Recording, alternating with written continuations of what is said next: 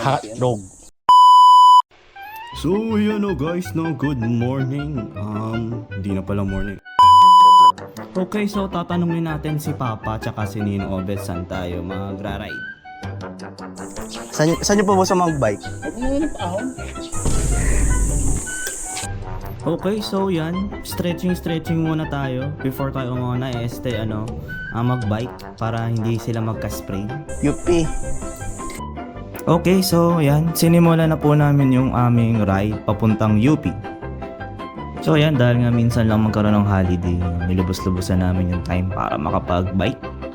So ito, nitong time na to, nag-iisip na kami nila Papa tsaka ni Nino kung saan kami pupunta. Kung dadaan ba kami dun sa Matarek pag dumaan sa may Animal Science. Saglit lang kasi yung ahon doon, pero may pumipitik doon na 17% yung gradient. So, tapos at the same time, yun nga, wala nga ensayo si Papa, kaya nag-aalangan kami kung kakayanin niya yung ahon doon. Napaturo-turo pa siya dito nung time kasi tinuturo niya, sabi niya nung kabataan niya, dito daw siya sumemplang. So yan, sa part na to, merong saglit na, sobrang saglit lang na ahon dito. Tinino ko rin din kung anong magiging reaction ni Papa kung kakayanin niya ba. So, ayan, kita nyo naman sa bagbabike namin, kinaya niya naman. Kaya, rerekta na namin to. Pero may detour muna kami saglit kasi meron na bibilan dito ng fresh milk. So, ayan, vlogging kami nila Papa dyan. So, yan, happy pa siya ng time na to eh.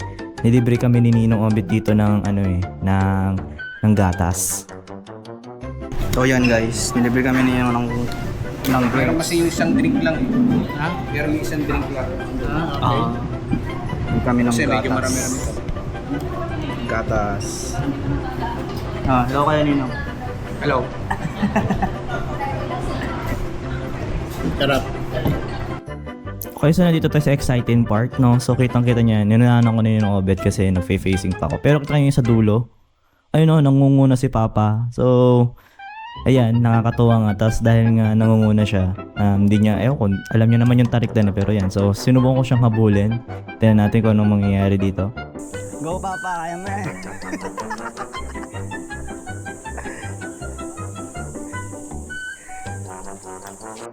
Okay, inunahan ko sila para makita natin yung kung sino yung mauna sa pag-ahon. Oh, yan. So, ito na si Nino Obet sumunod sa akin. Then, ito na yung yung kaninang nauuna sa amin. Ayun, nag-reason na naman siya. So, yan yun guys. Ito lang yung vlog namin. Very short lang. So, diretso na kami dito kay Ninang Mayan. So, yun lang. I hope na for lang naman to, for documentation purpose. Kung may nanonood dito, sige, babay, mag-subscribe kayo kung gusto nyo.